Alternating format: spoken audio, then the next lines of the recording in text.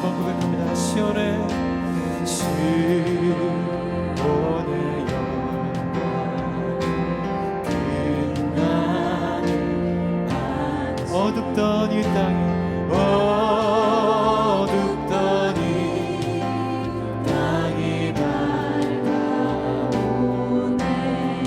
슬픔과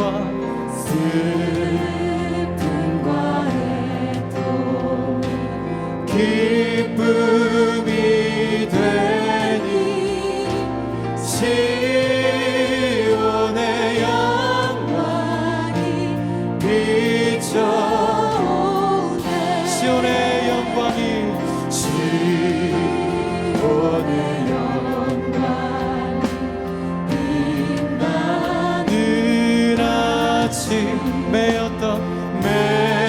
매였던 종들이 돌아오네. 아멘. 오래전 선지자 꿈꾸던 복을 만민이 다 같이 누리. 다시 한번 고백합니다. 시온의 영광이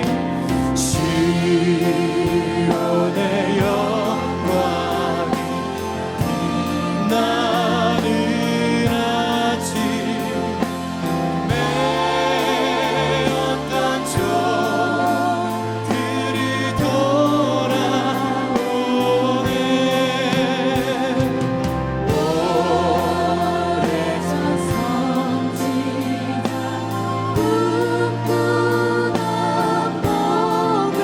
만민이 다 같이 누리겠네.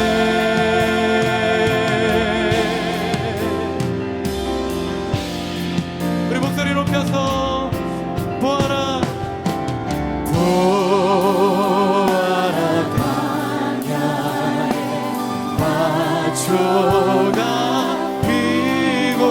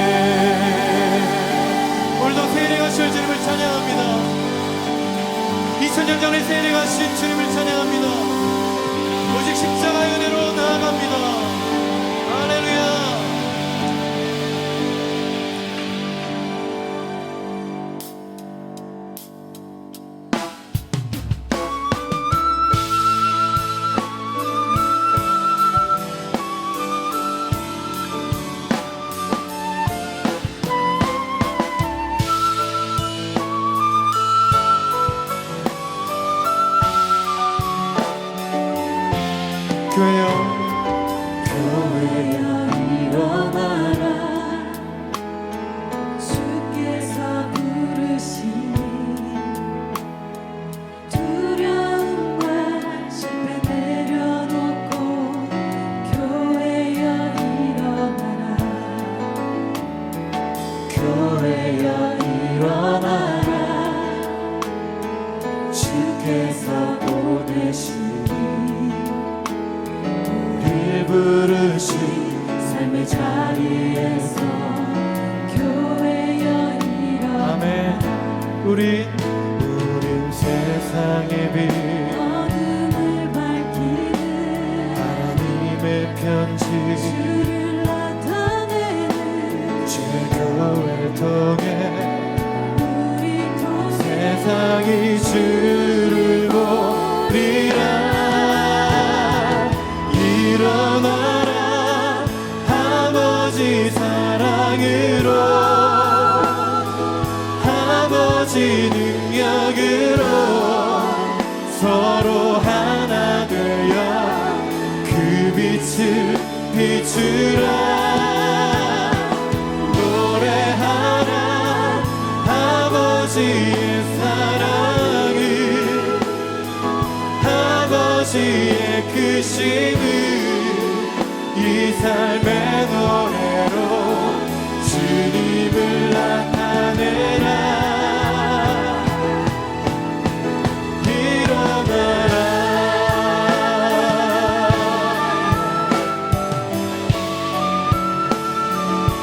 교회여 교회여 일어나라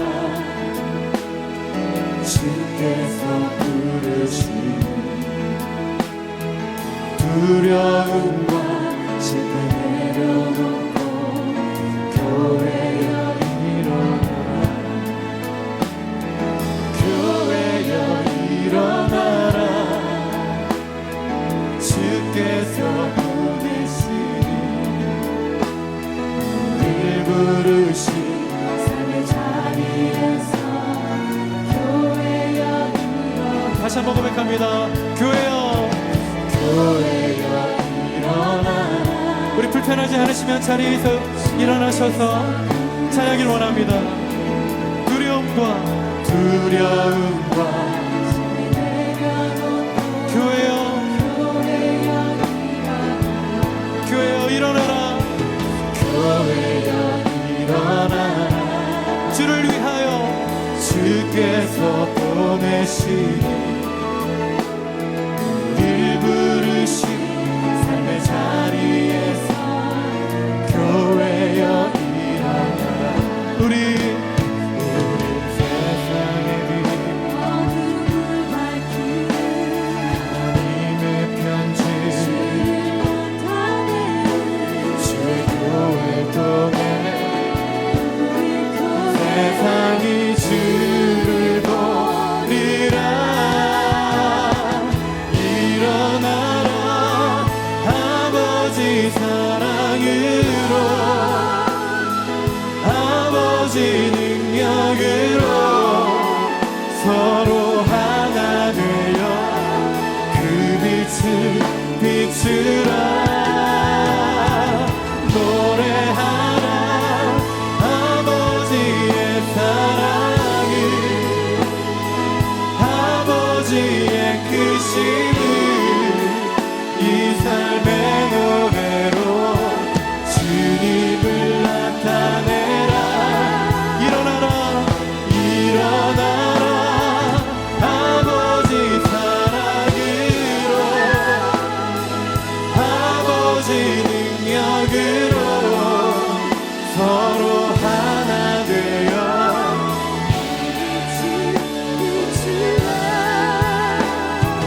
노래하라 아버지의 사랑을 아버지의 크심을 이 삶의 노래로 주님을 나타내라. 일어나라 일어나라 일어나라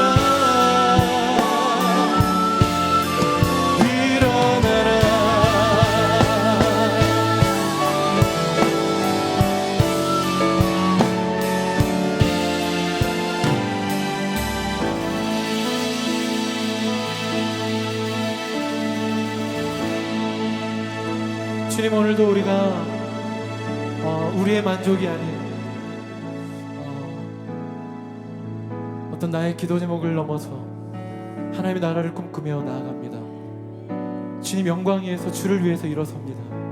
하나님, 우리를 붙잡아 주시고 아직까지 머뭇거리고 있는 삶의 우리의 태도와 우리의 자세를 주님 아시오니 주를 위해서 결단하게 하시고 주님 주신 은혜로 일어나게 하여 주시옵소서. 우리 약합니다.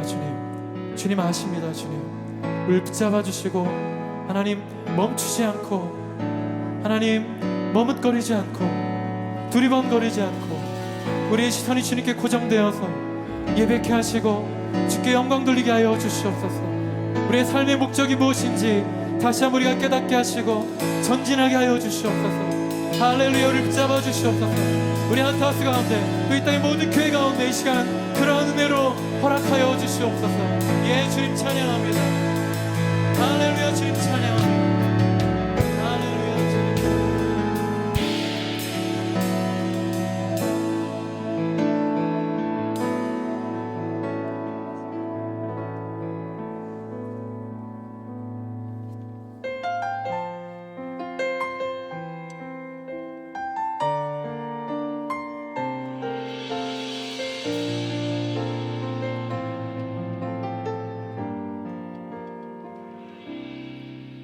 세상 모든 민족이 구원을 얻기까지 쉬지 않으시는 하나님, 주의 심장 가지고 우리 이제 일어나 주 따르게 하소서. 앞서 행하시는 주님을 찬양합니다. 세상 모든 육체가 주의 영광 보도록 우릴 부르시는 하나님, 주의 손과 발 되어 세상을 치유하며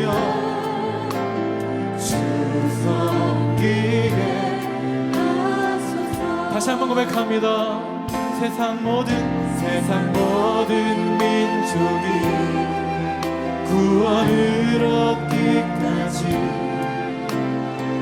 쉬지 않으시는 하나님, 주의 심장 가지고 우리 이제 일어나 주 따르게 하소서. 세상 모든 육체가 주의 영광 보도록 우리 부르시는 하나님, 주의 손과 발 되어 세상을 치유하며 주 섬기게 하소서. 우리 바다 높은 같이 여호와의 영광을 인정하는 것이 온 세상 가득하리라. 우리 바다 높은 같이, 우리 바다 높은 같이, 우리 바다 높은 같이. 다시 한번 고백하시죠. 세상 모든 민족이 구원을 얻기까지 쉬지 않으시는 하나님,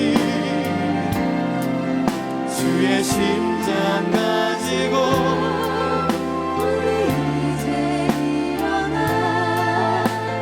주 따르게 하소서. 할렐루야. 세상 제가 주의 영광 보도록 우릴 부르시는 하나님, 주의 손과 발 되어 세상을 치유하며 주 섬기게 하소서. 주님 말씀 생각하면서 물이 바다 덮음같이 여호와의 영광을 인정하는 것이 온 세상 가득하리라. 물이 바다 덮음같이 물이 바다 덮음같이 우리 바다 덮음같이 보리라 보리라. 그날에 주의 영광 가득한 세상 우리 듣게 되리. 온 세상 가득한 승리의 함성.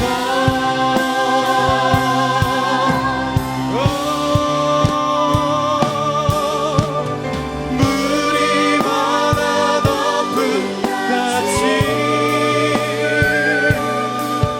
여호와의 영광을 인정하는 것이 온 세상 가득하리라. 물이 바다 덮음같이 물이 바다 덮음같이 물이 바다 덮음같이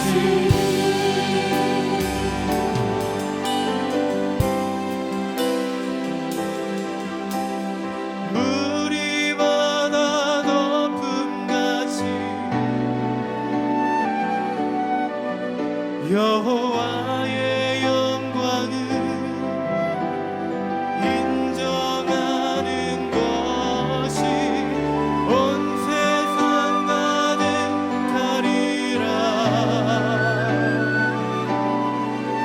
물이 바다 덮음같이 물이 바다 덮음같이 물이 바다 덮음같이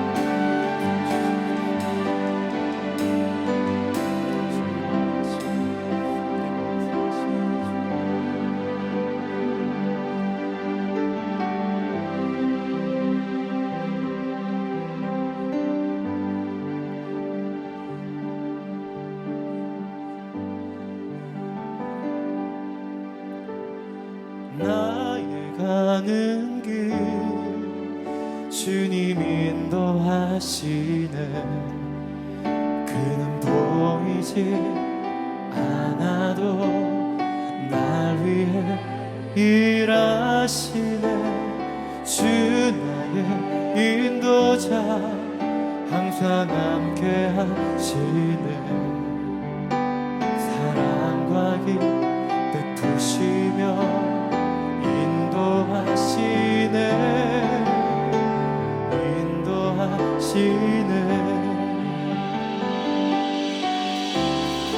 나의 가는 길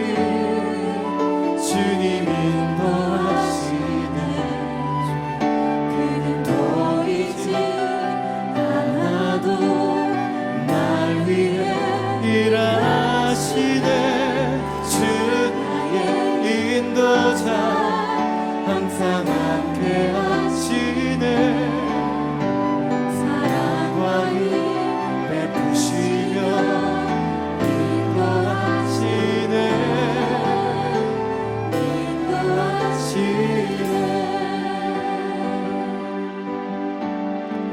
시간 자리에 앉으셔도 좋습니다. 오늘 우리 함께할 말씀이 이사야서 말씀입니다. 너희는 내 백성을 위로하라. 이 말씀 우리가 열흘 동안 일본에서 그 땅을 축복하고 또 열방을 축복하면서 예배하고 찬양하고 잘 돌아왔습니다. 그 예배가 그 하나님의 위로인 줄 압니다. 하나님의 그 회복과 치유와 그 부흥의 그 놀라우신 천국 잔치였습니다. 이 시간 다시 한번 부를 때 우리 사랑하는 핫하우스 공동체 서로를 축복하는 마음으로 또 이미 약속하신 그 말씀 붙잡고 다시 한번 우리가 고백하길 원합니다.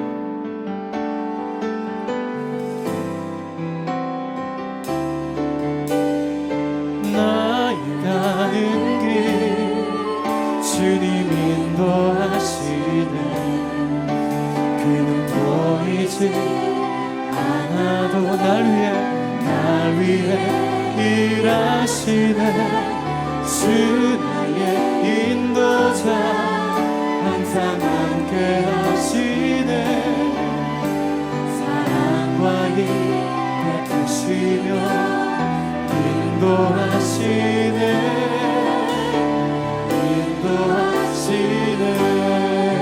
나의 가는 길 주님 인도하시네.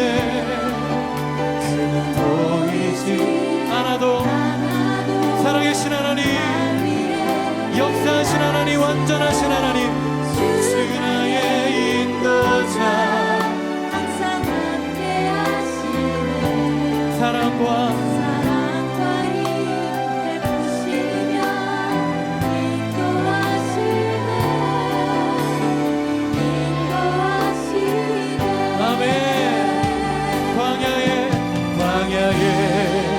길을 만드시고 날 인도해. 사막에 가 만드신 것 보라.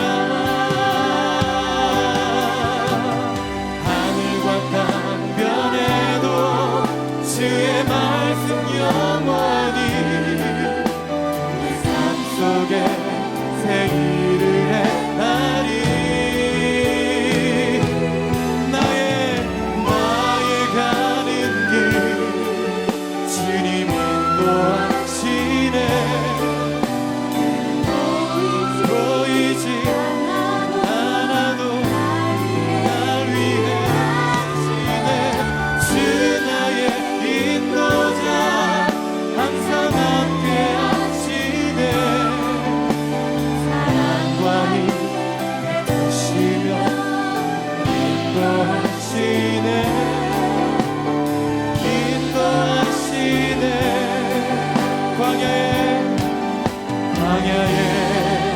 길을 만드시고 날 인도해.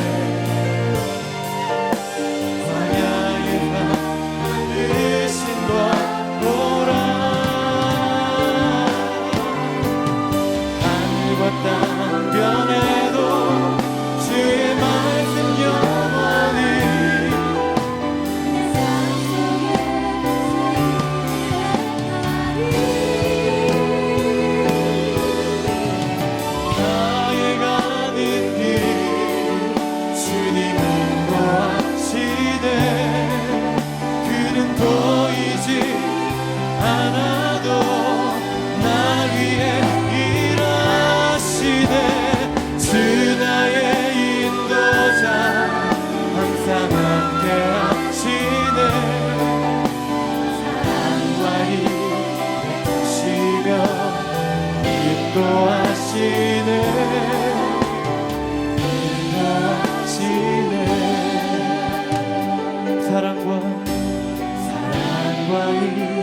베푸시며 인도하시네.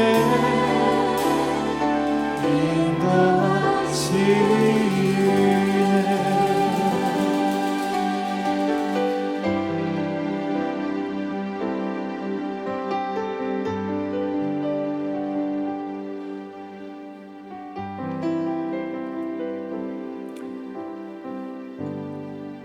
여호와여 주는 영원히 계시고 주에 대한 기억은 대대에 이르리로다. 주께서 일어나사 시온을 긍휼히 여기시리니 지금은 그에게 은혜를 베푸실 때라. 정한 기한이 다가오미니이다. 주의 종들이 시온의 돌들을 즐거워하며 그의 티끌도 은혜를 받나이다.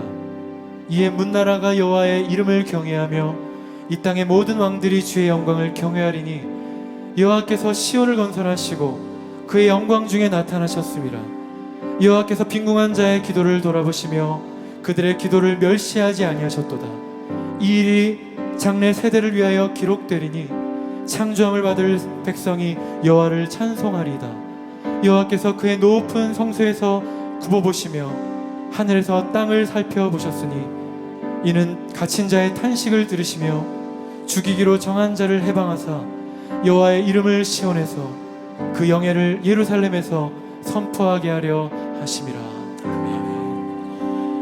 하나님 선한 목자 되신 우리 주님을 찬양합니다. 자기 아들을 아끼지 아니하시고 우리 모든 사람을 위하여 내주신 우리 하나님 아버지의 그 사랑, 거짓이 없는 그 사랑 가운데 우리가 예배를 드립니다. 주님, 그 사랑이 계속해서 우리 가운데 흘러 넘치게 하십시오. 사랑으로 역사하는 그 믿음 가운데 우리 하나님을 높이게 하시고 우리 인생 가운데 이해할 수 없는 그 신비 가운데 주 함께 동행함을 통해서 우리의 삶이 계속해서 우리 하나님의 예배가 될 수 있도록 주님 역사해 주시기를 간절히 기도합니다. 이곳에 모인 하나님의 백성들 가운데 계속해서 하나님 나라의 비전을 향해 좀 나아가게 하시고 각자의 그 삶 속에 주의 음성을 들으며 믿음을 나아가는, 그래서 우리 하나님의 살아계심을 간증하는 삶이 될 수 있도록 축복하여 주옵소서. 이 시간 예배를 통해서 난 말씀을 통해서 우리의 심령이 변화되게 하시고 계속해서 우리 하나님의 영화롭게 하는 귀한 시간 되게 하사 말씀을 전하시는 목사님 가운데 영육 간의 강건함을 허락하시고 그 말씀을 통해서 우리 삶 속에 우리 마음밭이 100배, 60배, 30배 열매 맺는 귀한 삶, 생명의 삶이 될 수 있도록 축복하여 주옵소서. 주님, 우리 아버지가 되십니다. 주님, 우리의 선한 목자 되심에 감사합니다. 이 시간 주님 앞에 의탁하오며 예수님의 이름으로 기도드립니다. 아멘. 오늘 이 시간 함께 읽으실 하나님의 말씀은 이사야 40장 1절로 5절 말씀입니다. 이사야 40장 1절에서 5절 말씀 우리 한 목소리로 함께 합독하겠습니다. 너희의 하나님이 이르시되 너희는 위로하라. 내 백성을 위로하라.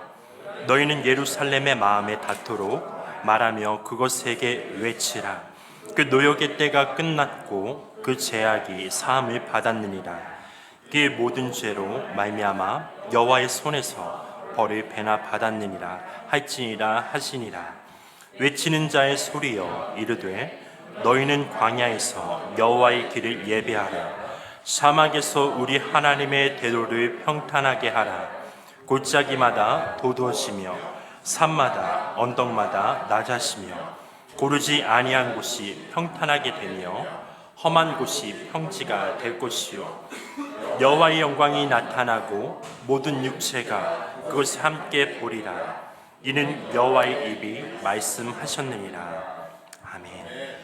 너는 위로하라. 내 백성을 위로하라는 제목으로 홍평 목사님 나오셔서 말씀 전하시겠습니다.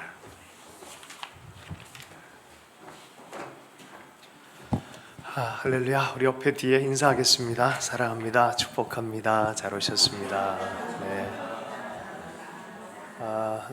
일본 이 열방부흥 축제 은혜 안에 잘 다녀왔습니다. 또 많이 기도해 주셔서 감사하고요. 중요한 시즌인 만큼 계속 나라를 위해서 기도하는 시간이 되면 좋겠습니다. 함께 우리 말씀 보겠습니다. 너는 위로하라, 내 백성을 위로하라 라는 제목으로 해서 말씀 전하겠습니다. 오늘부터 창세기 야곱이 이스라엘로 변한 우리 그 현장까지 우리 창세기를 공부를 했었고요. 그리고 갑자기 이사야서로 훅 넘어옵니다. 할렐루야.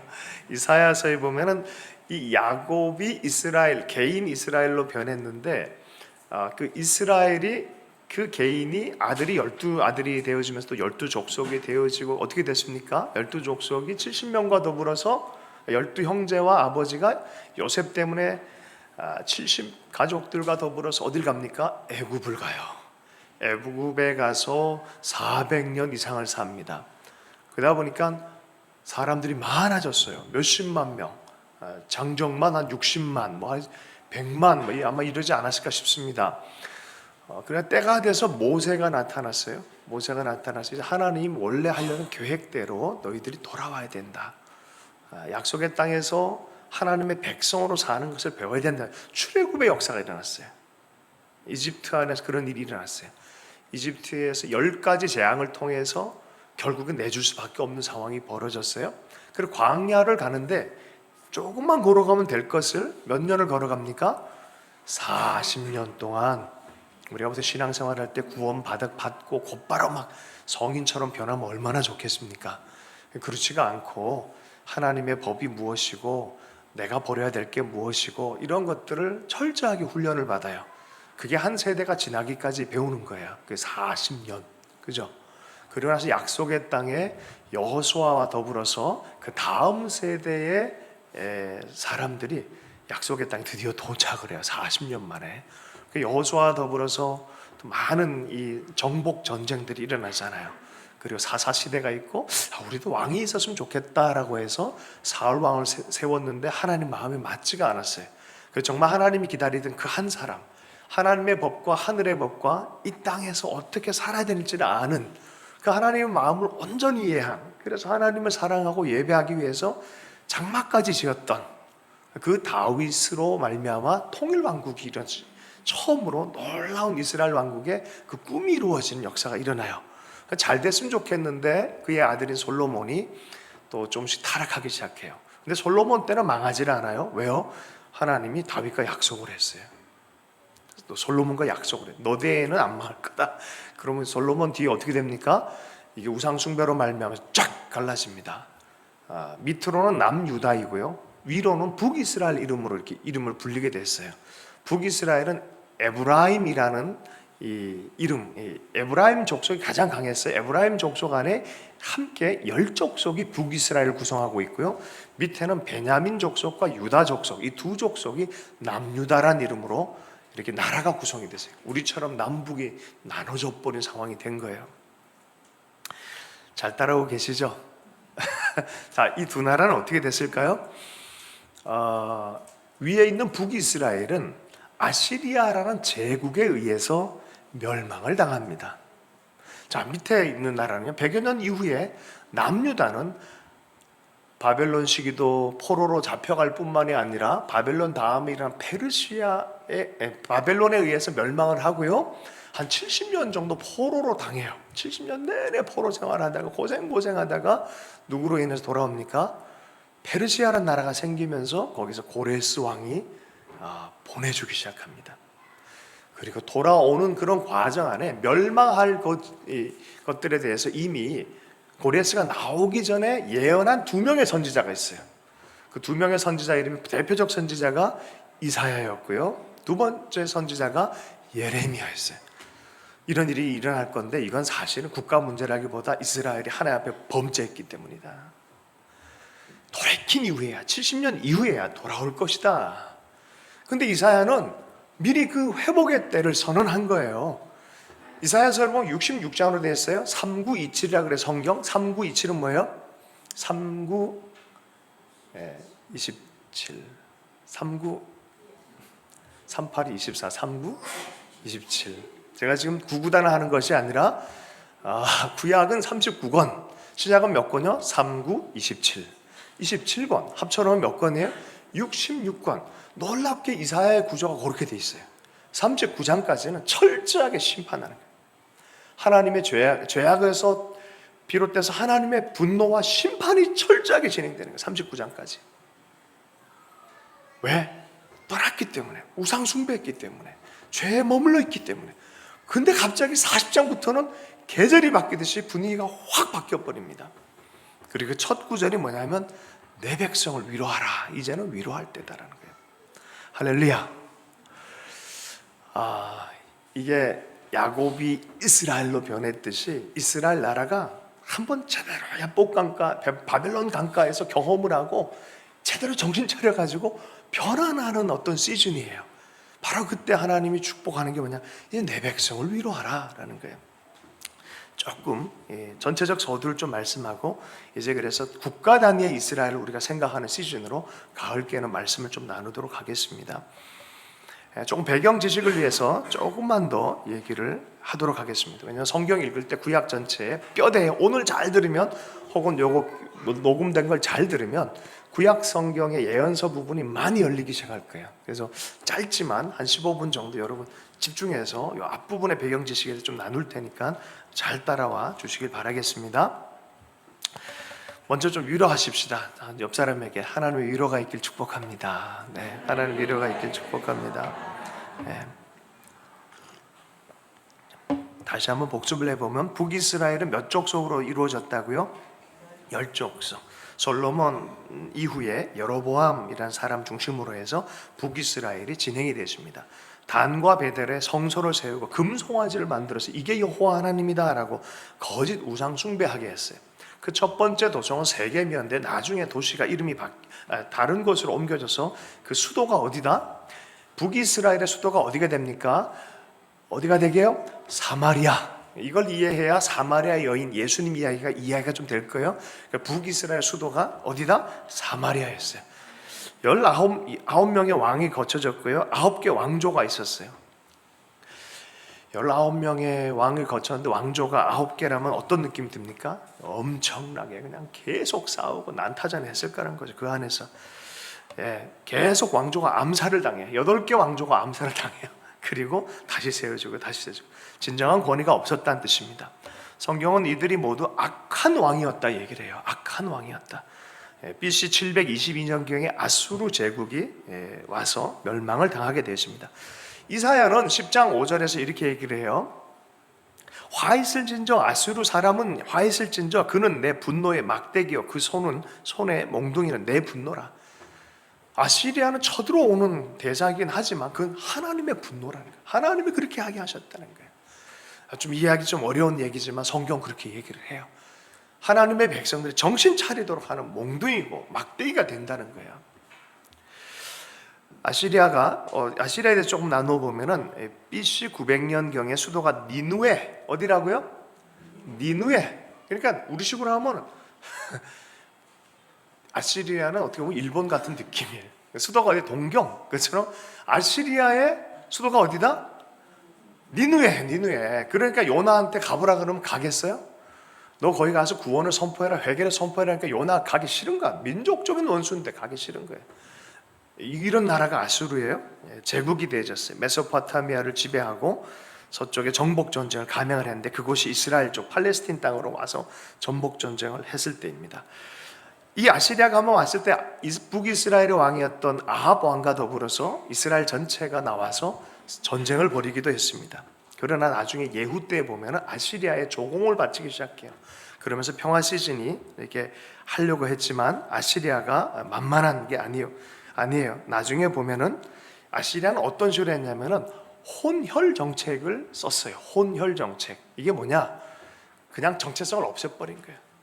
언어도 통일시켜버리고 결혼도 같이 막 시켜버리고 이러면서 완전 혼혈 정책을 해버린 거예요. 정체성을 없애버린 거예요. 그러니까 유대 입장에서 보면 아시리아, 사마리아, 북이스라엘 이렇게 보면 얘들은 변질한 애들 이렇게 보는 거예요. 언어 또 뭐 결혼 문제, 문화 문제 다 혼혈시켜버려요. 우리식으로 하면 교회가 완전히 세상인지 아닌지 헷갈리는 정도 그렇게 만들어버린 거예요.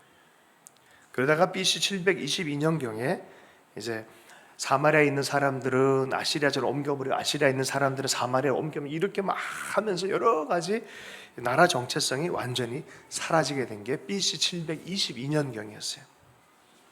이게 북이스라엘의 운명입니다. 자, 그러면 남유다는 어떻게 됐습니까? 다시 한번 남유다는 두 족속이 연합했다 그랬죠. 어떤 족속이요? 유다가 우선이었고 약한 족속인 베냐민 족속 이 두 족속이 연합을 했고 한 3분의 1 정도 전체적인 차지해서 남쪽에 그래서 남유다라 불러요. 남유다. 이쪽에 있는 왕들은 한 20명의 왕이 다스렸는데 다 다윗 왕가였어요. 딱 한 명만 빼고 다 다윗 왕가였어요. 그런 나름대로 자부심과 정통성이 있고 북이스라엘 망한 지 한 136년 정도 간격을 두고 또 망합니다. 안 망했으면 좋겠는데 망했어요. 이번에는 아시리아 요 과정을 보면 아주 재밌습니다. 남유다는 눈치가 빨라요. 그래서 아시리아에 일단 충성을 다하고 있었어요. 우시아라는 왕이 굉장히 위대한 왕이었고요. 또 히스기야라는 왕도 대단한 왕이었어요. 자, 근데 이 아시리아가 강성해졌잖아요. 그때는 어떻게 했냐면 지혜롭게 잘 하다가 히스기야가 힘이 딱 생기니까 어떤 마음이 붙었냐면 그 시즌에 지중해에 있는 나라, 이집트라든지 지중해 있는 나라들이 반 아시리아 정서가 있었어요. 그래서 연대를 해가지고 반 아시리아 한번 물리쳐보자 이런 느낌이 있어요. 히스기야가 힘이 생기다 보니까 우리도 반 아시리아 한번 해보자라고 갔다 하려는 차에 이사야가 예언을 해버렸어요. 이사야 20장 3절에서 4절 말씀이에요. 제가 지금 앞부분 설교를 빨리 하는 거예요. 지금 30분 내에. 아시죠? 이사야서 20장 3절에서 4절 말씀 한번 찾아보겠습니다.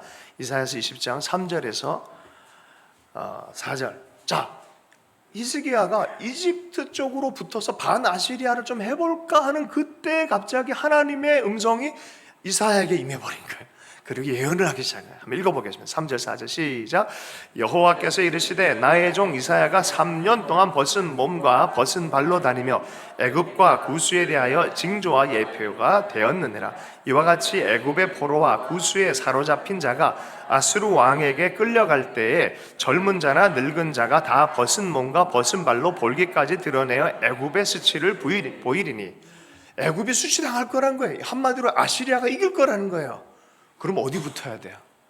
이집트에 붙으면 안 된다고 예언을 한 거예요. 히스기야가 한번 붙어서 우리도 아시리아 한번 이렇게 때려볼까 하고 그 찰나에 이사야가 예언을 하면 정신이 번쩍 든 거예요. 자, 히스기야가 그래서 이사야의 충고를 받아들인 한편 예루살렘 곳곳에 방어벽을 만들었고요. 그 방어벽을 만들면서 지금도 가보면은 예루살렘에 히스기야 굴이 있어요. 밑에 이렇게. 그때 만든 거예요. 그때.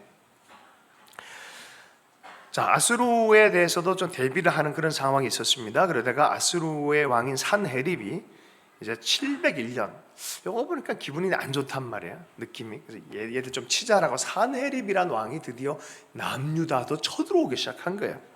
자, 그쯤에 방어선인 도시가 있었는데 그 도시 이름이 라기스란 성이에요. 라기스를 뚫고 드디어 예루살렘을 온전히 포위를 해버린 거예요. 포위를 해버렸어요. 몇 개월을 포위해서 위협을 주고 있으니까 라기스를 그냥 뭐 정복한 게 아니라 아주 잔인하게 정복해 버렸어요. 그러니까 예루살렘 내에 있는 사람은 다들 두려워하고 공포에 떨고 있는 거예요. 자, 이때 유명한 구절이 나와요. 히스기야가 어떻게 합니까? 성전에 들어가서 옷을 찢고 궁전에서 하나님 좀 도와주십시오라고 회개하면서 간구하는 기도를 합니다. 절체절명의 순간에 이 기도가 하나님께 상달이 되어져서 여호와의 사자가 나와서 아수르 진영의 18만 5천 명을 죽이는 역사가 일어나 버려요. 할렐루야. 할렐루야. 그런 일 좀 있으면 좋겠어요. 그죠? 정말 이게 절체절명의 너무너무 힘든 삶의 상황인데 하나님의 성소에 가서 예배 한번 드리는데 하나님께 간절한 예배와 기도를 드렸는데 그게 그냥 상달이 되어진 거예요. 나도 모르는 사이 환경이 다 풀어지는 거예요. 알고 봤더니 천사가 나와서 모든 일들을 진행해버린 거예요. 사네립이요, 니누에 자기 도시로 회군을 합니다. 몇 년 뒤에 예언달이 암살을 당해요. 그리고 나서 나온 이 아시리아의 왕이 이집트도 정복을 하고 제국의 최전성기, 아시리아 최전성기를 누리는 그 가운데 국내 정치의 내분과 반란으로 자멸을 해버렸고요. 신생 제국인 바벨론에게 자리를 내줄 수밖에 없는 그런 상황이 생기기 시작합니다.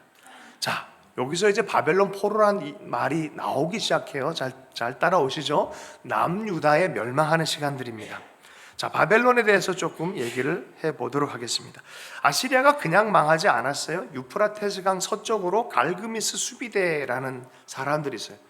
갈그미스 수비대가 아수리아 잔존 세력이었는데 이 사람들이 이집트의 세력의 지원을 받아서 바벨론이 일어날 때 또 최후의 결전을 해요. 예전에 그렇게 싸워놨는데 어쨌든 이집트를 다 정복한 상태가 됐기 때문에 이집트와 더불어서 아시리아 잔존 세력이 일어나는 바벨론과 대치 상태가 되어집니다. 대치 상태가 되어지다 보니까 이집트가 도와주려고 가는 거예요. 어딜 통과해야 돼? 이스라엘을 통과해서 가야 되는 거야. 길 내놔! 그랬더니 안 내놓으려고 했던 게 어느 쪽이게요? 유다. 그때 왕의 이름이 뭐냐? 남유다의 요시야, 개혁자 요시야 왕이에요. 하다가 누가 이깁니까? 예, 여기서 죽어요. 요시야가. 그 굉장히 훌륭한 왕이 죽어버려요. 패배를 당합니다. 그리고 이 전투로 쭉 가는데 상황이 어떻게 됩니까? 이겼으면 좋은데 이집트와 아시리아, 요시야의 말을 좀 들었으면 좋았을 텐데 올라가서 합력해서 전쟁을 했는데 누가 완전히 이깁니까? 바벨론 왕의 아들, 그의 이름은 느부갓네살. 어디서 많이 들었죠? 갓 4살의 왕이 된 왕 느부갓네살. 자, 좋을 것 같아서 제가 앞에 마치 강의 같아서 요거를 이해해야 구약 전체 구조가 보이는 것이 아니까 어쩔 수 없이 제가 좀 나누고 싶었어요.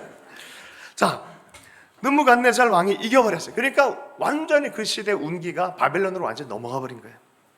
이 전투가 세계사의 흐름까지 바뀌었어요. 세계사 공부하는 사람들, 인류 문화에 대해 공부하는 사람, 요건 반드시 아마 다 공부하게 돼 있어요. 성경의 이야기는 그냥 어떤 성경의 스토리가 아니에요. 역사 안에 있는 이야기입니다. 바로 이 이야기가 세계 문명사를 또 바꿔놔버린 그런 이야기가 됩니다. 자, 그럼 바벨론이 최고의 제국이 돼버렸기 때문에 여기서 남유다의 사람들이 포로를 간단 말이에요. 그때부터 유대인들의 뭐예요? 포로 생활이 시작된 거예요. 이렇게 포로 생활이 될 거다가 누가 예언했다고요? 예레미야와 이사야가 예언을 했단 말이에요. 몇 번씩 끌려가냐면 3번 끌려갑니다. 요 본문까지 알면 성경 굉장히 많이 아는 사람인데 한번 여러분 한번 들어보세요. 처음부터 유대 사람들 데리고 가려고 한 건 아니에요. 바벨론 왕이 왔는데 느부갓네살이 이렇게 침공을 해서 왔는데 이스라엘까지 침공을 해서 왔어요. 처음에는 이제 잘해 이러고 간 거예요. 사실은 잘해 이러면서 데려간 사람들이 누구냐면은 첫 번째 포로를 데려가요. 왜 그런 거 있잖아요. 우리 소련 왕자 데려가는 것처럼 데리고 간 거예요. 그 사람들이 누구냐면 따라서 하겠습니다. 첫 번째 포로 다니엘과 내 친구. 너희 잘해 이러면서 데려간 거예요. 이게 이제 너희들 내놔. 너 이제 매년마다 바쳐 이러면서 너희 데려간 게 다니엘과 제 친구예요. 이게 BC 605년경에 일어난 일입니다. 끌려간 다니엘이요 평생 살아요. 10대 후반에 끌려가서요 노인이 된 상태였어요. 노인이 된 상태에 제국이 3번 바뀌어요. 근데 여전히 총리는 누구? 다니엘. 진짜 대단한 사람이에요. 근데 이분이 다리오 왕이 메데 이 페르시아 이 바로 전에 이제 하여튼 그 시즌에 다니엘서 9장을 보면은 어떤 걸 깨달아요. 다니엘서 9장 2절에 보면 곧 그 통치 원년에 나 다니엘의 책을 통해 여호와께서 말씀으로 선지자 예레미야에게 알려주신 그 연수를 깨달았나니 곧 예루살렘의 황폐함이 70년 만에 그치리라. 이게 다니엘서의 또 예언이에요. 성경을 읽다가 깨달은 거. 이 포로가 그냥 생긴 게 아니라 하나님의 역사의 섭리이고 우리를 향한 하나님의 계획 중에 하나였구나. 70년 만에 돌아가게 돼 있네라고 절망 중에 희망을 선포하기 시작한 거예요. 할렐루야. 네. 어쨌든 다니엘이 처음에 이제 느부갓네살이 왔을 때 잡혀간 첫 번째 포로가 누구다? 다니엘과 세 친구 붙잡혀갑니다. 그러니까 남유다가 어떻습니까? 정신을 바짝 차리고 바벨론에게 조공을 할 거 아니에요. 3년 정도 잘했어요. 잘했는데 우리나라 성씨를 비슷하게 닮은 왕이 한 명 있거든요. 그 이름이 여호와김이에요. 이분이 우리 헷갈려. 중국이냐 미국이냐 정말 헷갈리거든요. 어떤 때는 그죠? 또 헷갈리기 시작한 거야. 3년 정도 조공을 붙이다가 바벨론이 이집트를 침공했는데 이집트가 이겨버렸어. 그걸 보고 나서 이거 뭐야? 시즌이 바뀌었네? 이집트로 붙어보자라고 했다가 바벨론한테 왕창 깨져버려요. 네. 완전 깨져버립니다. 바벨론한테 포위를 당해가지고 이제는 여호와김이 사망하고 여호와김 바로 다음에 아들이 왕이 됐는데 그 뒤이은 하여튼 좀 길게 좀 넌 통치해라. 야 나처럼 이제 그냥 김 빠지게 통치하지 말고 길게 통치해라. 그래서 이름을 여호와긴이라 그래요. 네, 여호와긴. 그래서 길게 해라 했는데 결국엔 항복을 하게 됐어요. 성전 보화 약탈 당하고 여기에서 유대 지도자들이 포로로 제대로 잡혀갑니다. 이제 소현 왕자 이 정도가 아니라 제대로 잡혀갑니다. 이때 잡혀간 선지자가 있어요. 누구였게요? 따라서 하겠습니다. 에스겔. 에스겔서에는 22장 22절이 되게 중요하거든요. 중보자에 대해서 얘기해요. 이가 되게 중요해요. 에스겔은 몇 번째 붙잡혀갔다? 두 번째 포로기에 붙잡혀갔다. 제가 이러면서 성경을 가르쳐가지고 한때 자, 할렐루야. 에스겔은 몇 번째다? 두 번째. 이게 이집트에 붙어도 괜찮을 것 같은데 여호와김이 생각을 했다. 김 빠지고 길게 좀 넌 해봐라 했는데 완전히 끝나버렸어요. 자, 느부갓네살 대신에 느부갓네살 이제 안 되겠다 싶어서 어떻게 했냐면 아예 그냥 어용왕을 세우기로 결정했어요. 어용왕을. 뭐예요? 니들이 세우지 말고 이제 내가 세울 거야 라고 느부갓네살이 자기가 직접 왕을 세운 왕이 있어요. 이 사람은 곧 시드로 없어질 왕이에요. 이름이 뭐라고요? 시드기야. 따라서 하겠습니다. 시드기야. 이 시드기야 왕이 됐는데 아이고 이거 좀 잘했으면 좋겠는데 이분도 바벨론을 배반하려고 그러다가 이집트에 또 이집트 쪽으로 기대다가 바벨론이 제대로 화가 나가지고 예루살렘 18개월을 포위를 해버렸어요. 완전 멸망시켜버렸고요. 시드기야를 아들을 처형하는데 보게 해요. 아들이 죽는 거 보고요. 그 본 눈을 빼버려요. 눈이 뽑힌 상태에서 바벨론 포로로 가는 게 시드기야의 운명이에요. 이게 얼마나 그렇습니까? 이게 3차예요. 3차. 제대로 다 그냥 데려가 버립니다. 여기 남는 사람 거의 없게 만들어 버리고 다 데려요. 그래서 1차, 2차, 3차. 1차엔 누구였다? 다니엘. 조금만 이게 겁주려고 한 거예요. 두 번째 누구였다? 에스겔. 이때는 고관도 제대로 데려갑니다. 세 번째는 아예 그냥 왕을 제대로 세웠지. 시드기야 세운 다음에 이것조차도 배신하니까 이스라엘 이것들은 안 된, 남유다 이건 안 된다 해서 다 그냥 다 데려가 버립니다. 끝내버리고 눈 빼버리고. 이게 3차 포로였어요. 그래 얼마나 힘듭니까? 이 바벨론이 어떤 나라였냐면 대단한 나라입니다. 가끔 가다가 뭐 지오그래피 뭐 이런 다큐멘터리 보면 나오는 나라예요. 문명도 그렇고 신화도 그렇고 대단합니다. 결혼 동맹을 해서 메디아라는 이 메디아 공주와 결혼해가지고 공중 정원이라는 걸 만들었대요.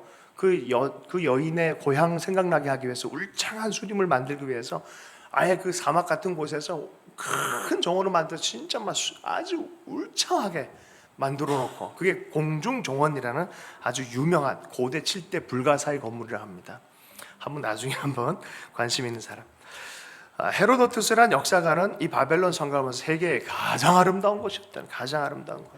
여러분 동경을 가본 적 있으세요? 동경시청 본 적 있으세요? 뉴욕을 가본 적 있으세요?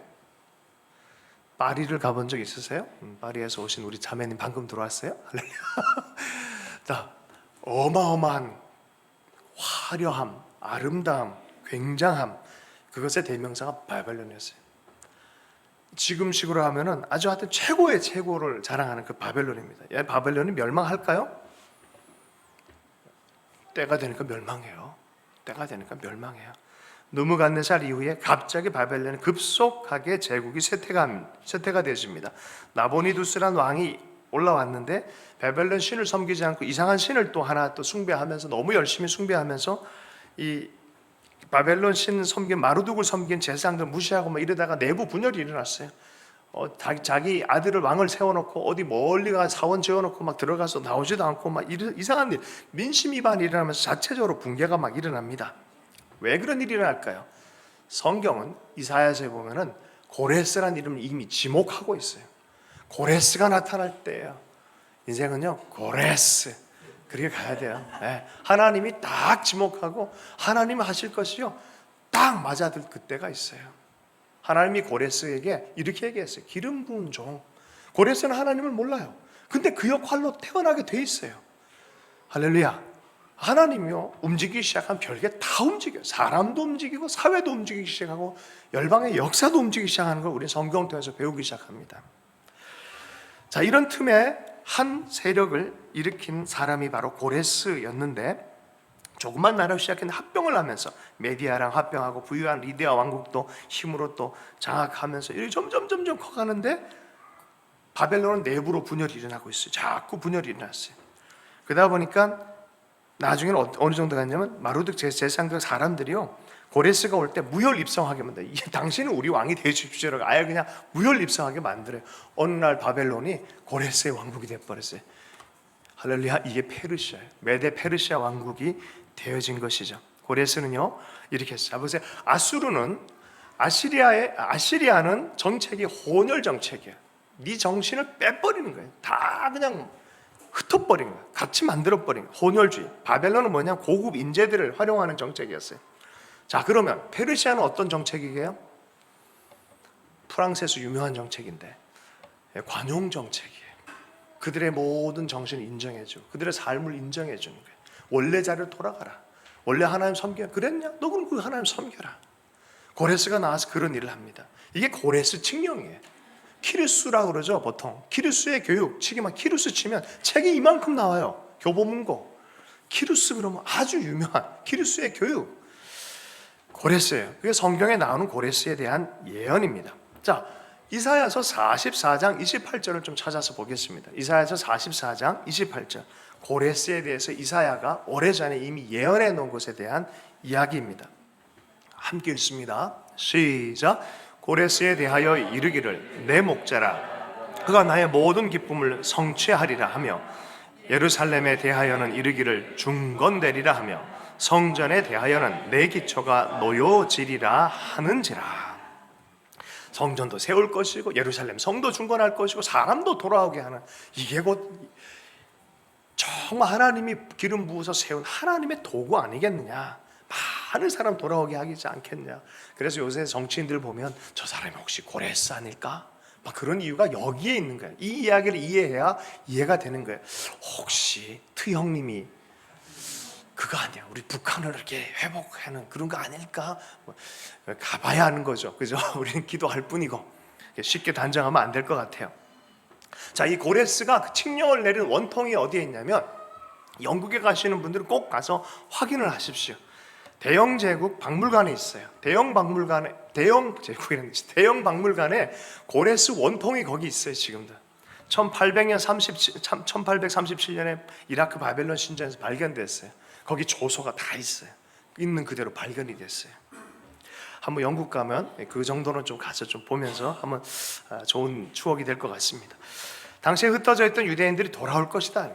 돌아온 자들이 있고 거기 남은 자들이 있어요. 성경에서 남은 자들이라는 얘기가 있거든요. 성경에서 남은, 죄송해요, 또 이렇게 유머 본능이 나오네. 여성 이름이 아니에요. 남은 자는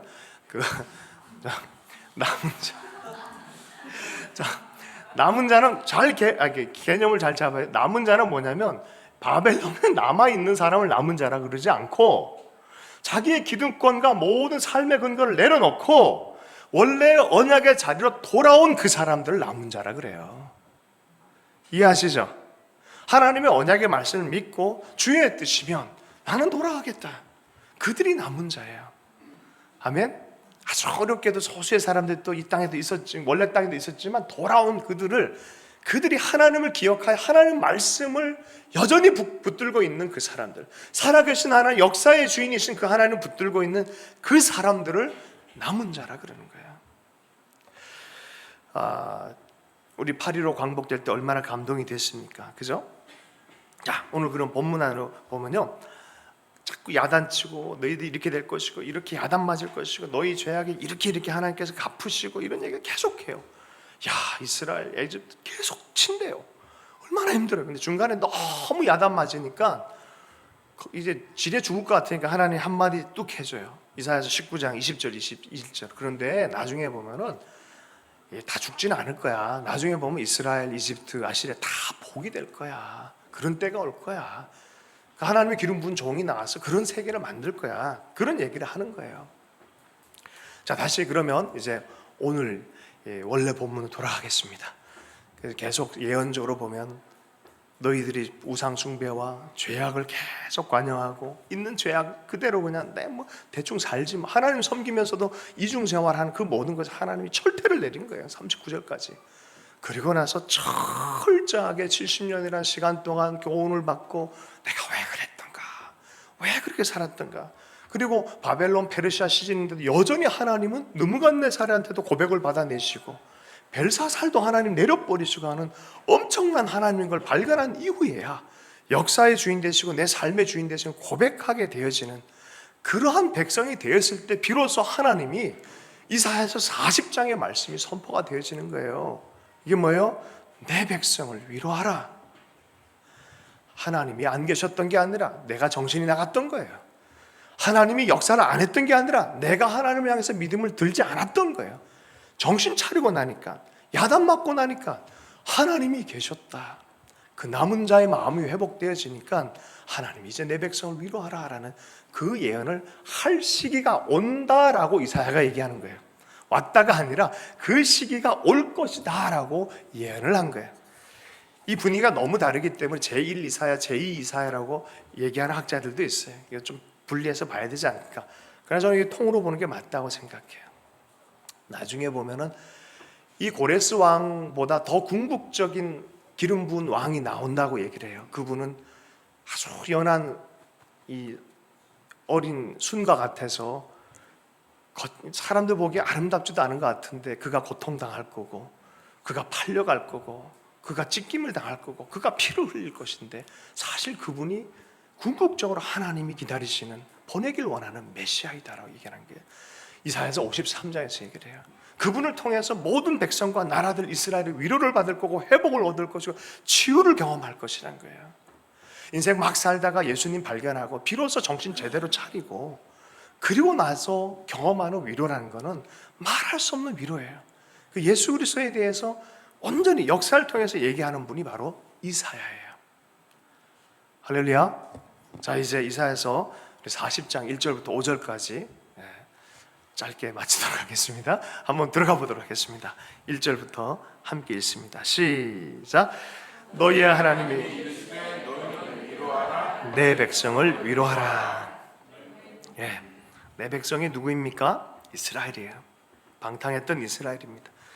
너희 하나님, 내 백성, 이게 얼마나 아름다운 것입니까? 내 자식, 내 아버지, 내 부모, 이게 얼마나 아름다운 겁니까? 관계 없는 것이 아니라 관계 있는 거예요. 하나님이 관계 있는 분이 된 거예요. 내 하나님, 나는 비록 부족해도 우리 하나님이 참 귀한 분, 위대한 분, 이게 얼마나 위로가 됩니까? 내 백성이라고 부르기 시작하는 거예요. 이제는 하도 집 나가니까 끊어버리겠다 했던 그 족속을 향해서 드디어 하나님이 내 백성이라고 얘기를 하는 거예요. 내 백성이다. 39장까지 보면은 내 아버지가 아닌 것 같아요. 또 내 아들내미가 아닌 것 같아요. 우상, 숭배, 음란, 온갖 죄악 가운데 질려버렸어요. 하나님이 근실하게 징계를 하시는 거예요. 심판받는 입장에서 얼마나 힘들었겠습니까? 자, 바벨론 포로를 당할 때 쓴 시편이 있어요. 이거를 베르디가 나부코라는 오페라를 통해서 노래를 불러요. 히브리 노래라고 이게 노래하는 게 있어요. 그게 시편 137편에 나와요. 함께 보겠습니다. 시편 137편. 그 징계가 얼마나 힘들었는지 그 힘들 때 노래한 시편이에요. 함께 좀 읽어보겠습니다. 137편 몇 절만 한번 읽어볼게요. 제가 스톱할 때까지 함께 읽습니다. 시작. 우리가 바벨론의 여러 강변 거기에 앉아서 시온을 기억하며 울었도다. 그 중에 버드나무에 우리가 우리의 수금을 걸었나니 이는 우리를 사로잡은 자가 거기서 우리에게 노래를 청하며 우리를 황폐하게 한 자가 기쁨을 청하여 자기를 위하여 시온의 노래 중 하나를 노래하라 함이로다. 우리가 이방 땅에서 어찌 여호와의 노래를 부를까? 예루살렘아, 내가 너를 잃을진대 내 오른손이 그의 제주를 잃을지니. 8절 9절에 시작. 멸망한 딸 바벨론아, 내가 우리에게 행한 대로 내게 갚는 자가 복이 있으리라. 내 어린 것을 봐야 매친 자가 복이 있으리라. 앞부분에는 뭐가 나 있습니까? 바벨론에서 그렇게 힘들었다는 거. 하나님을 향해서 노래하던 거 부르라. 조롱식으로 한번 불러봐. 하나님을 예배하던 것이 비참한 삶에 대한 이야기를 이렇게 앞부분에 했어요. 6절에 그거 하라 그러면 내 혀가 내 입 청정에 붙었으면 좋겠다. 굉장히 비참한 삶이죠. 그게 회복되어진 말씀은 뭐냐면 시편 126편이에요. 시편 126편에 보면 돌아올 때 느낌이에요. 포로를 예루살렘으로 돌이킬 때 우리가 꿈꾸는 것 같았도다. 울면서 뿌렸던 그 시즌이 있는데 이제는 우리가 기쁨으로 돌아오는구나라고 노래 부르는 것이 시편 126편의 말씀이에요. 시편 100편 3절 말씀을 좀 찾아보겠습니다. 시편 100편 3절 말씀을 함께 찾아보겠습니다. 함께 읽겠습니다. 시작. 여호와가 우리 하나님이신 줄 너희는 알지어다. 그는 우리를 지으신 자요 우리는 그의 것이니 그의 백성이요 그의 기르시는 양이로다. 얼마나 아름답고 귀한 회복입니까? 이러한 관계가 돼야 되는데 하나님께 징계를 맞은 근실한 징계 안에서 이제는 돌아옴의 시즌이 됐다라고 표현해 주는 거예요. 여러분, 하나님 안에 돌아오는 것은 놀라운 기쁨이고 진실한 회복이 시작되는 줄로 믿습니다.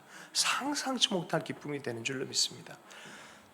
저의 이 담당 목사님 중에 한 분이 계셨어요. 저 연동교회에서 신앙생활을 했을 때 청년부 목사님이 황형택 목사님이라고 계셨어요. 이분이 고아원 하시는 아버지가 있었어요. 근데 어릴 때 말 안 듣고 막 이러면 정신 제대로 차리게 하려고 아이들과 똑같이 교육하셨다는 거예요. 그래서 자기 아버지가 아니라고 생각했대요. 아버지가 아닌 줄 알았대요. 그래서 굉장히 상처를 많이 받았다는 거예요. 그래서 나중에 크고 아버지를 이해하게 되고 그의 사랑에 숨은 사랑을 발견하고 나서 아버지를 그렇게 존경하게 됐다라고 얘기를 하셔요. 지금은 안동교회라고 저기 종로 쪽에 가면 있는 아주 유서 있는 그 교회 담임 목사님 계세요. 우리 하나님이 야단치실 땐 오해할 때가 있어요. 야, 이거 나 버리신 거 아닌가? 너무 심하게 야단치실 때가 있어요. 제가 오늘 이 설교를 준비하는데 재미난, 이게 항상 이 설교 준비하고 하면은 우리 성도를 사랑하는지를 하나님 내가 참 깨닫도록 동시성의 경험을 많이 하게 해요. 심리학적 용어거든요. 어떤 걸 생각하고 어떤 걸 준비하는데 외부적으로도 비슷한 일이 일어나는. 오늘은 희한한 일이 벌어졌어요. 설교를 준비하다가 이제 마무리를 하고 제가 샤워를 하려고 그러는데 따뜻한 물이 안 나와. 감기 기운이 있는데 그러니까 힘든 거예요. 따뜻한 물이 계속 이게 나오는 거예요. 불편해 죽겠는 거예요. 왜 이러지? 이러고 어저께 이제 우리 차 멀리 아파트 맨 앞쪽에 이제 대여놨는데 빨래를 갖고 와야 되는데 그것도 잊고 있어서 좀 이렇게 짜증도 좀 나고 내려가려는 차에 우리 사모님 그 내려가서 좀 확인 좀 해달라고 왜 따뜻한 물이 안 나오는지 제가 좀 불편해서 나 설교도 준비하고 이게 바쁜데 왜 또 그런 걸 시키느냐 내일 좀 하자 뭐 이러고 별 마음 가다 갖고 내려갔어요. 제가 불평이 가득했어요. 짜증이 나니까 어저께 짜증도 막 달라붙고 막 그러더라고요. 그저께 짜증도 막 생각나고 막 그러더라고요. 막 다 불평이 막 덕지덕지 달라붙는 느낌이었어요. 내려가서 차 앞에서 갔는데 아파트 바로 앞에서 맨홀을 누가 두 사람이 열어놓고 이거 수리를 이렇게 하고 있는 거예요. 파이프 연결하고 불평 가득한 상태에서 아저씨 뭐 하세요? 그랬더니 여기 차가 나가야 되는데 한 시간은 걸릴 것 같다. 그러면 제가 1시간 이후에 빼겠습니다. 그랬더니 근데 뭐 하세요? 그랬더니 뭐라고 그러신지 알아요? 난방 파이프를 연결하고 있대요. 할렐루야, 난방 파이프. 그래서 제가 설교 준비하는 도중에 찬물의 시즌이 있고 따뜻한 위로의 시즌이 있는데 아직 연결이 안 됐구나. 연결해야 되는 때가 있구나. 제가 그걸로 이렇게 동시성으로 확 제가 묵상이 되는 거예요. 여러분, 하나님이요 징계할 때는 징계를 위해서 징계하지 않아요. 하나님의 따뜻한 때가 있어요. 회복의 때가 있어요. 교훈받은 사람들 위해서 축복의 때가 있어요. 그냥 끝까지 때리고 뭉개고 그러지 않아요. 회복의 때가 있어요. 그 시즌 다 지나서 교훈받고 큰 위로와 사랑의 시즌이 있습니다. 할렐루야. 그 하나님이죠. 그 하나님. 진노가 끝났다. 얘들 배나 징계를 받았으니 이제는 위로의 시즌이라고 말해줘라라고 말하는 거예요. 2절 말씀 한번 읽어보겠습니다. 2절 말씀을 함께 읽습니다. 시작. 너희는 그 노역의 때가 끝났고 그 죄악이 사함을 받았느니라. 그의 모든 죄로 말미암아 여호와의 손에서 벌을 배나 받았느니라 할지니라. 이제는 위로를 해라. 어떻게 해요? 마음에 닿도록 전해라. 마음에 닿도록 또 다 들리도록 외쳐라. 무관심하게 요나처럼 야 니느웨 회개해 이러지 말라는 거예요. 그래서 그렇게 대충 하지 말라. 마음에 닿도록 하나님 너 위로하셔. 하나님 너를 아셔. 네가 얼마나 귀한 사람이 다시 하나님께서 말씀하기 시작하셔. 넌 들어야 돼. 하나님 너를 사랑하고 귀하게 생각하셔.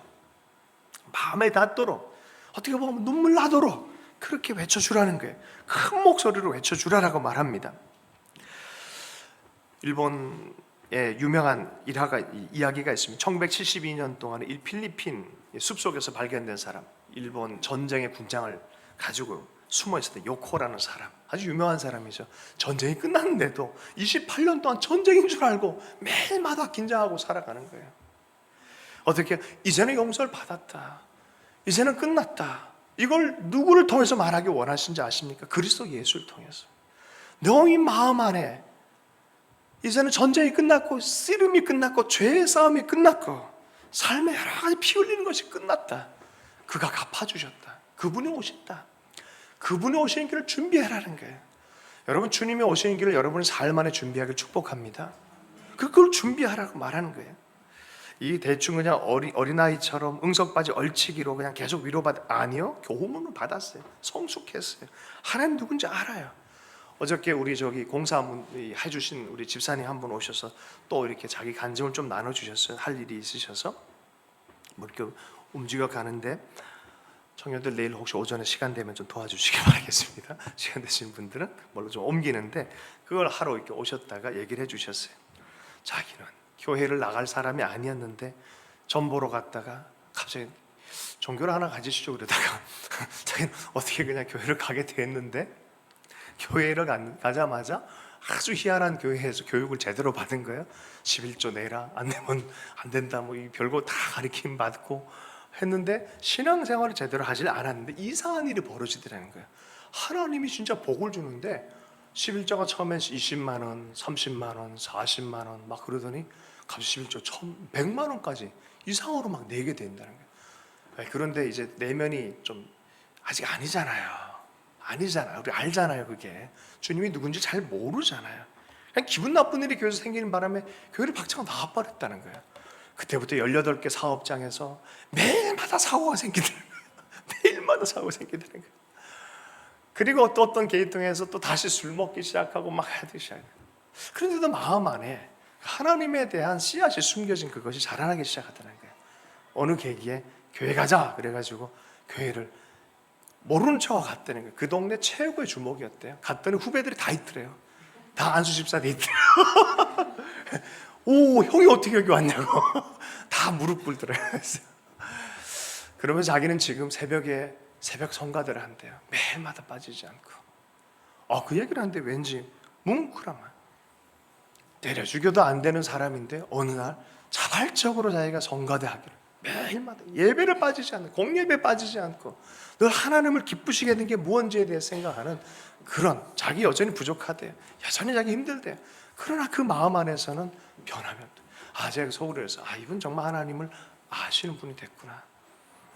제가 그랬어요. 집사님, 아무리 봐도 하나님이 집사님 세우실 것 같고 사용하실 것 같은데 나중에 좋은 일 생기면 저 꼭 부르세요. 제가 가서 같이 축복해 드리고 싶어요. 제가 그런 얘기를 했었어요. 3절 말씀 한번 읽겠습니다. 3절 말씀 있습니다. 시작. 외치는 자의 소리여 이르되 너희는 광야에서 여호와의 길을 예비하라. 사막에서 우리 하나님의 대로를 평탄하게 오라. 그가 오시는 길을 예비해라. 그가 오면 변할 거다. 그가 오면 치유가 나타날 거다. 넌 준비를 해라. 외치는 자의 소리, 네가 먼저 해야 된다. 남들은 아직 그 시즌 잘 몰라. 무슨 일이 벌지 몰라. 그러나 너는 이것을 해라. 이거를 자기의 삶으로 받아들이는 사람이 누구였어요? 세례 요한. 나는 광야의 소리요, 나는 외치는 자의 소리요, 그가 오실 길을 예비하는 것이다. 그가 누구였어요? 예수 그리스도. 준비해라 라고, 외쳐라 라고 말했어요. 일본에 가보니까 0.2% 조금 넘는 4%, 0.4, 0.2 그 사이가 이제 예수 믿는 사람들이 너무 적더라고요. 복음을 모르는 사람이 너무 많고요. 그러다가 일정 마지막 쯤에 카이간 교회라고 최초의 교회를 방문했어요. 그곳에 가서 사모님께서, 일본인 사모님 한국말을 너무 잘하더라고요. 1년을 매주마다 한 번씩 배웠는데 한국말을 너무 잘해요. 대단하시더라고요. 근데 그 사모님이 이런저런 얘기를 했어요. 이사야서 말씀으로 교회의 기초를 세웠고 하나님의 사람들이 많이 도와줘서 그 전쟁통에도 예배를 한 번도 안 빠졌고, 그래도 어느 날 일본이 군국주의로 아시아 전체를 침탈하기 시작할 때 전쟁의 물자가 필요해가지고 교회 종탑마저도 무기로 만들자 그러니까 일본인 담임 목사님이 그럴 수 없다. 복음의 종, 섬김의 종, 사랑의 종을, 울려야 될 종을 전쟁 무기로 만들 수는 없다 해서 버텼다는 거예요. 버틴 것 때문에 감옥에 들어가셨다는 거예요. 감옥에 들어가서 끝까지 목숨으로 사수를 했다는 거예요. 그래서 매주마다 그 종을 울렸다는 거예요. 기도 제목 있냐 그랬더니 3가지 기도 제목을 내요. 이거 예수 믿고 구원받는 사람 좀 있어 좋겠다. 더 많아야 좋겠다. 첫 번째 기도. 두 번째, 평화를 위해서 기도해달라. 이들이 아직 진실한 평화를 모르고 있다. 힘의 평화가 아니라 진실한 평화, 예술산의 평화를 위해서 기도해달라. 세 번째, 아픈 사람이 많은데 치유를 위해서 기도해달라. 그 기도를 우리가 함께 했는데요, 얼마나 큰 은혜가 있는지 몰라요. 어떻게 보면 이 일본 내에 정말 외치는 자의 소리로 여전히 그 자리에 지켜 있는데 우리가 한 수 배우고 왔어요. 무릎을 꿇었어요. 진짜로 정말 귀한 그리스도인들이 일본 안에 있더라고요. 여러분, 때로는 우리가 외치는 자의 소리가 될 때가 있어요. 아프고 힘들고 인생을 포기해버리고 하나님 돌이킨 사람들 향해서 야, 뭐 네 인생이 그렇지 뭐 그렇게 살아, 이럴 게 아니라 어떻게 해요? 외치는 자의 소리가 돼줘야 돼요. 주님의 길을 예비하자. 시간이 되면 주님께서 역사하신다. 여전히 포기하지 않고 때로는 갈등할지라도 물러나지 않고 그 자리에 있을 때 하나님이 하실 일이 있다는 거예요. 4절 말씀 함께 읽어보겠습니다. 4절 말씀 읽습니다. 시작.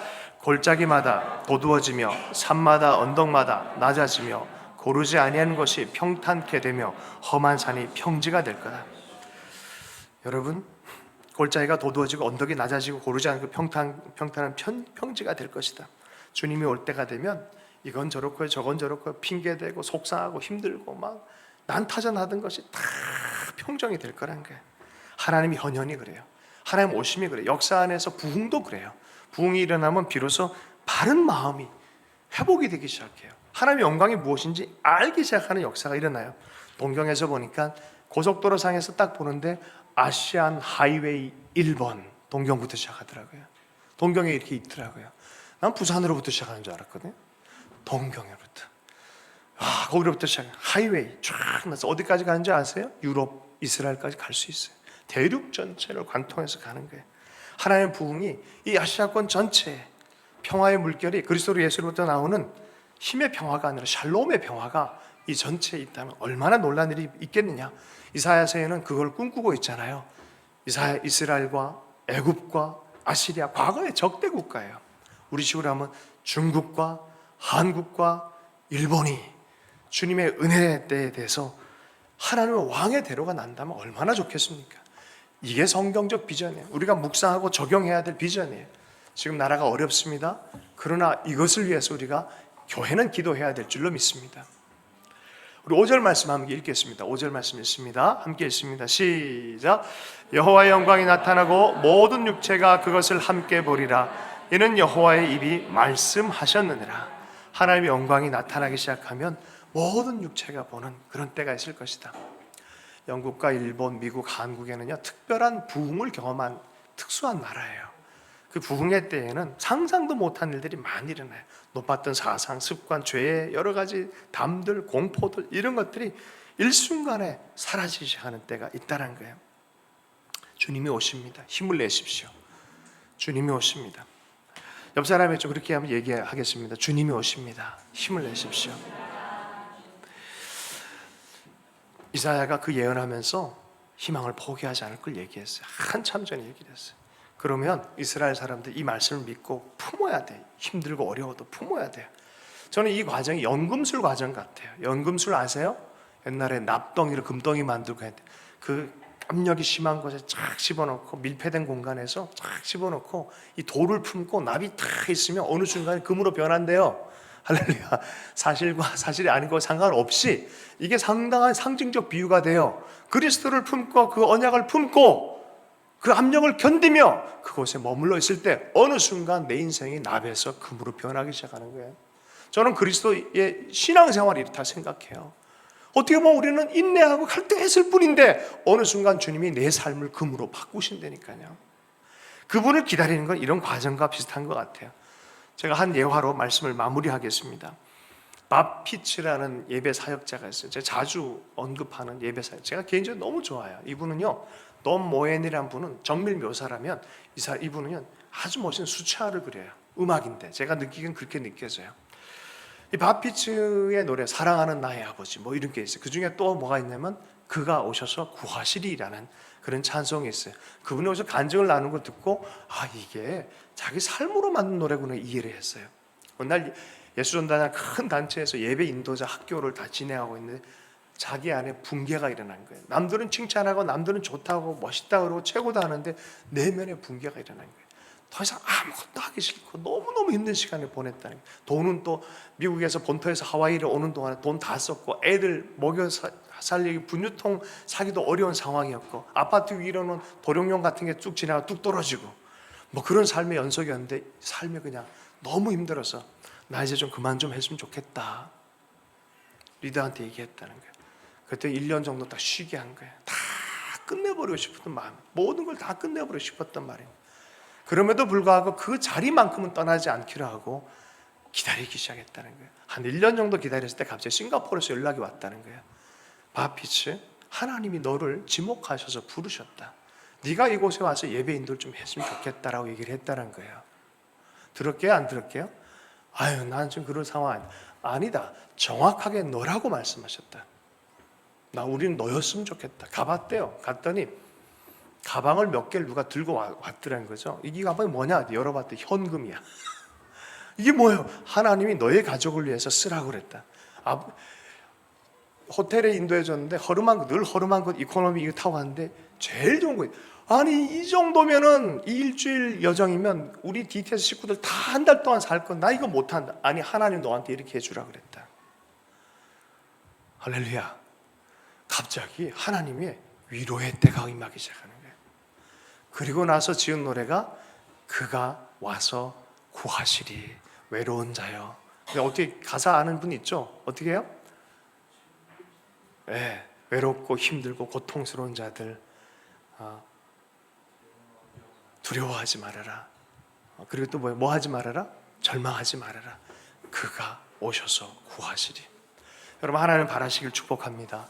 바라보는 영광 주님이 오셔서 구하시고 위로하는 때가 반드시 당도할 것이기 때문입니다. 그러므로 주님을 향하여 계속 힘을 내시길 축복합니다. 말씀 붙잡고 함께 기도하도록 하겠습니다. 하나님, 우리가 주님을 향하여 고통하고 애쓸지라도 하나님, 주님께서는 약속을 갖고 계시고 우리를 또 위로하기를 원하는 하나님의 계획이 있음을 하나님께서 감사합니다. 하나님 위로의 때를 우리가 경험하기 원합니다. 주님 안에서 하나님 주로 인하여 새롭게 세워지는 주님의 때를 우리가 포기하지 않고 경험하기를 원합니다. 주님 그렇게 행하여 주십시오. 예수님 축복하며 기도했습니다.